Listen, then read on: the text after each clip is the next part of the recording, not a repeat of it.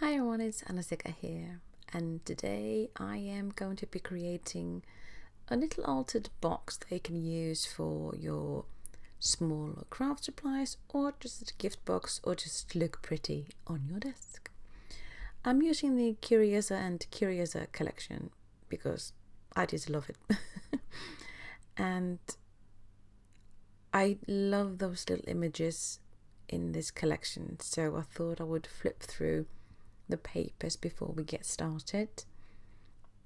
I love that you can get these really intricate patterned papers with different kinds of images.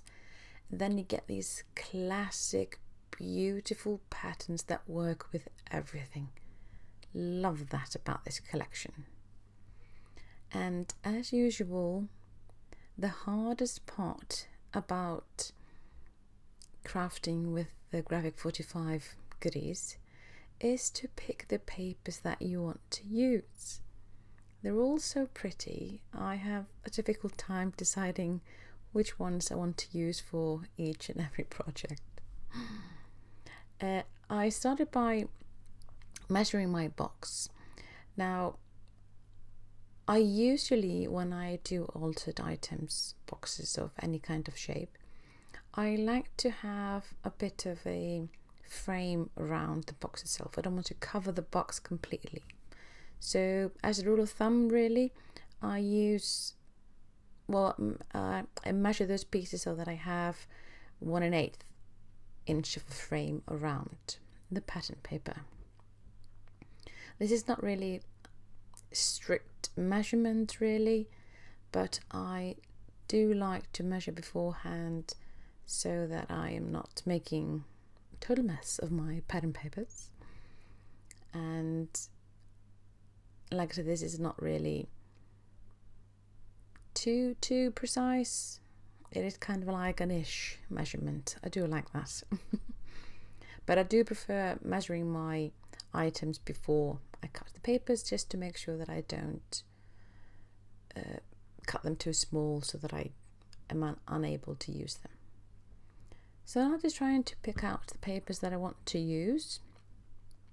I want to have clean patterns on the simpler side, and I also want quite colourful and imagery kind of papers, if that makes sense. I don't know. But I do love that it doesn't matter what you use in this collection, it will all fit perfectly together because the colours are just stunning, absolutely stunning. And I am actually thinking that I would use more simpler classical patterns on the insides and have the more intricate ones on the outside of the box, since I won't be looking that much inside, so I have the more going on the outside, I guess. And then when I cut all these pieces down, I ink them with black ink. I'm using distress ink. You use whatever ink you have. This is not necessary at all, but I do like the look of it. It gives an even more vintagey kind of a feel, and it kind of eliminates those white edges that you get with the when you cut the pattern papers to different kinds of shapes and such. And I decided to use that red one on the inside, and I'm using liquid adhesive because that gives me a bit of time. I get a bit of wiggle room when I am covering the inside, because if I make a mistake using a score tape or such, I will have ruined it. So the liquid adhesive gives me a bit more time so that I can fix a mistake.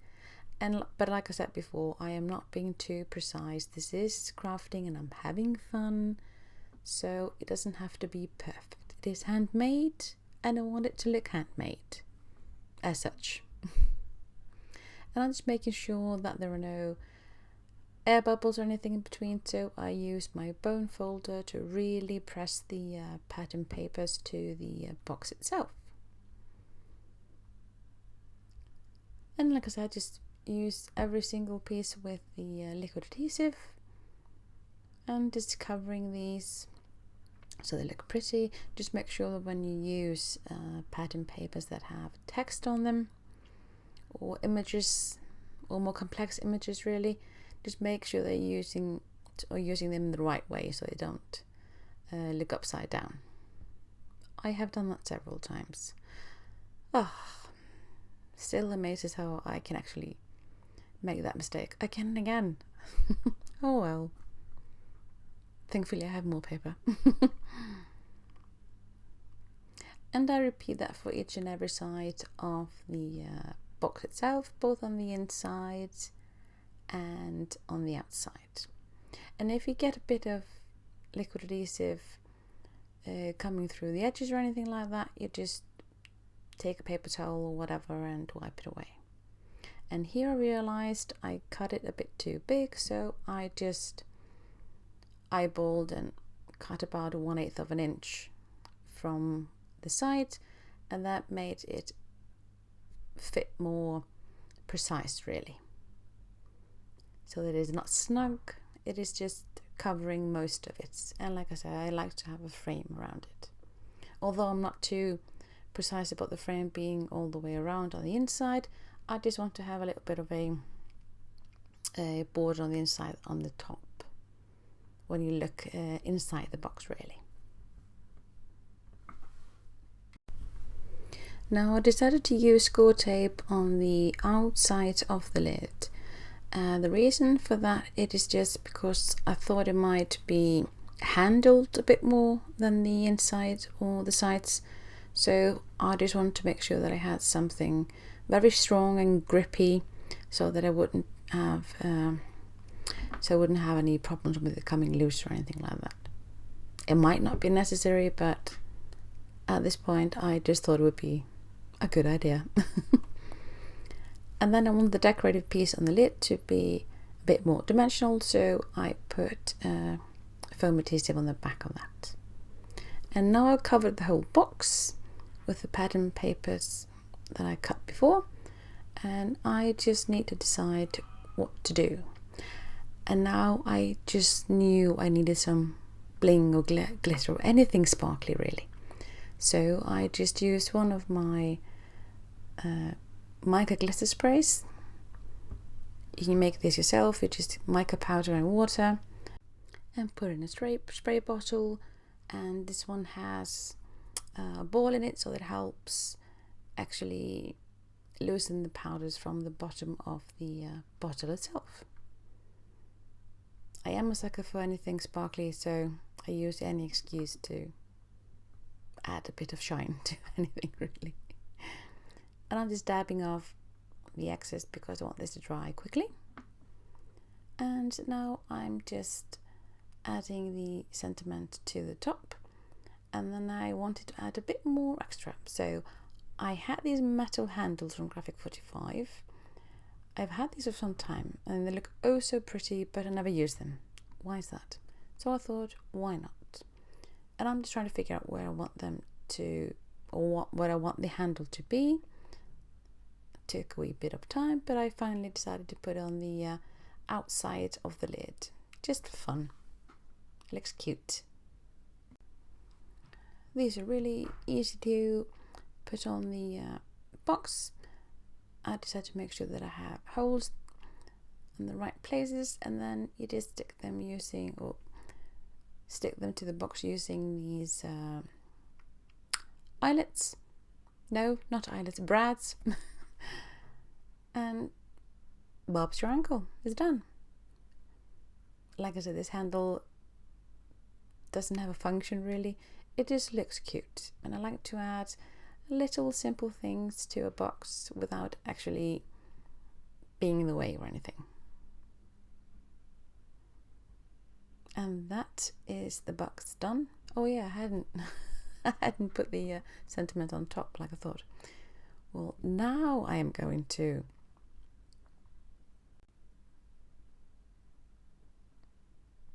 put the sentiment on top.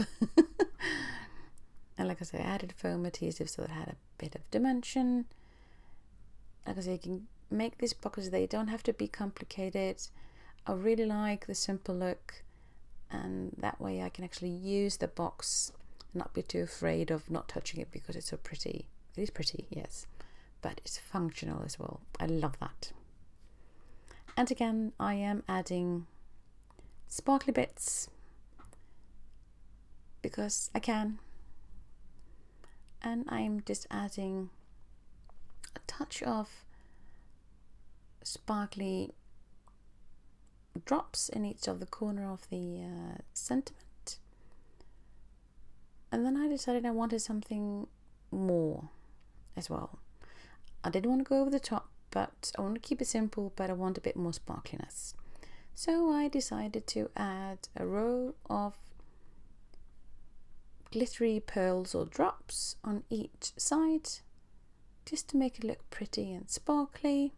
And like I say, without being too much embellishment or something that will be in my way, it just adds a bit of shine and frames the sentiment on top as well. I like that. Looks really cute. And I just need to make sure that I don't touch the drops because they are still wet. And then I wanted to add a bit more. I'm using the sticker sheet here. I love the sticker sheets because you get so many beautiful decorative pieces, and the stickers are really sturdy. They're thick and really nice to use. So I decided to use this sentiment on the inside of the box. Curiouser, because I thought, well, that's kind of cute. When the box is empty, it tells you to be curious. So that was kind of neat. And I put that on the inside in the upper corner. And then I realized I had forgotten to take out one of the pieces from the last R, but that's right, I was able to maneuver that successfully. And just making sure that it sticks to the pattern paper thoroughly. And then I also added a little piece in the bottom of the box because I just wanted a little bit more, but not too much. So I ended up using that beautiful heart because actually it has the same colors as the sentiments, so that fits perfectly. And like I said, just adds a bit of interest to the inside of a box, so when it's empty it's not so boring really. And again, the jump bone folder to make sure that everything is stuck on the inside. And then I wanted to add something to the lid, a wee bit more. I found the sides to be a bit bare. I knew I didn't want pattern papers on the edges, but then I saw this beautiful heart border and I thought it's perfect. Now I wasn't sure if it would fit the whole way through, but I thought, well, most likely it will be able to cover 3 sides. So I just went for it and fingers crossed, hoped it would work. And luckily it did.